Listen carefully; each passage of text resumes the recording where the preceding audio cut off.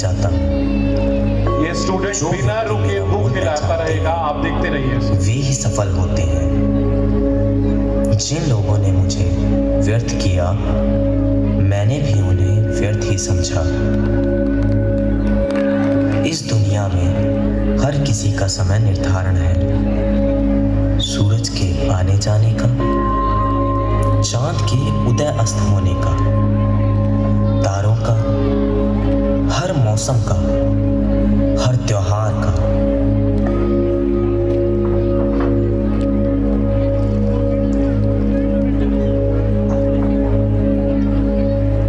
जीवन और मृत्यु का भी।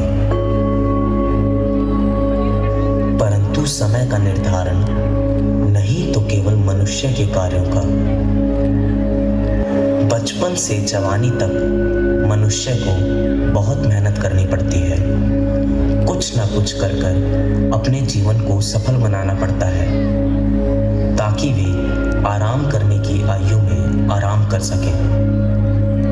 परंतु मनुष्य के जीवन का चक्र हमेशा उल्टा ही चलता है।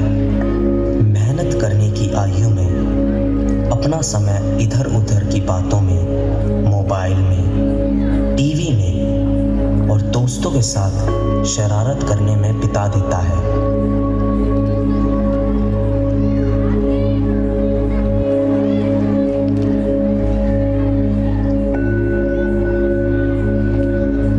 बड़े होने के साथ साथ उनमें यह भी अहंकार आ जाता है कि अब मुझसे समझदार कोई नहीं, मुझसे सारी दुनिया में कोई भी समझदार नहीं, मुझे अब अपने माता पिता की भी कोई ज़रूरत नहीं, वे केवल मुझे पैसे देने की मशीन है, उसके अलावा कुछ भी नहीं। परंतु समय बीतता जाता है। मनुष्य का कीमती जीवन केवल अहंकार में ही निकल जाता है। जो जीवन चलने और बढ़ने का था, वो सोने और खाने के नाम पर व्यर्थ हो जाता है। परंतु आगे क्या? आगे क्या? आगे जिम्मेदारी, असफलता, मेहनत के सारे द्वार बंद और कोई सहारा नहीं।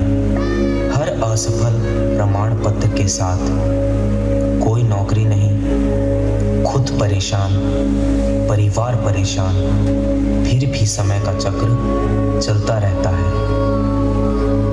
वही मनुष्य सफल होता है जो निरंतर चलता रहता है, और इसके साथ मनुष्य की असफलता का चक्र चलता रहता है।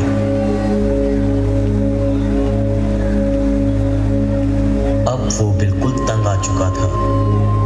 उसे वो सब लोग याद आते थे जो उसे समय पर उठना, पढ़ना और समय का पालन करना सिखाते थे।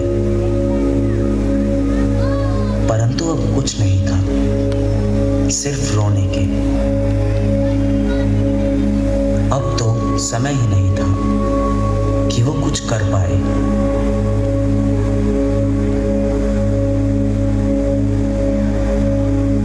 तंग आकर उसने छोटे छोटे काम शुरू कर दिए, जिसे वो कभी सोचता भी नहीं था।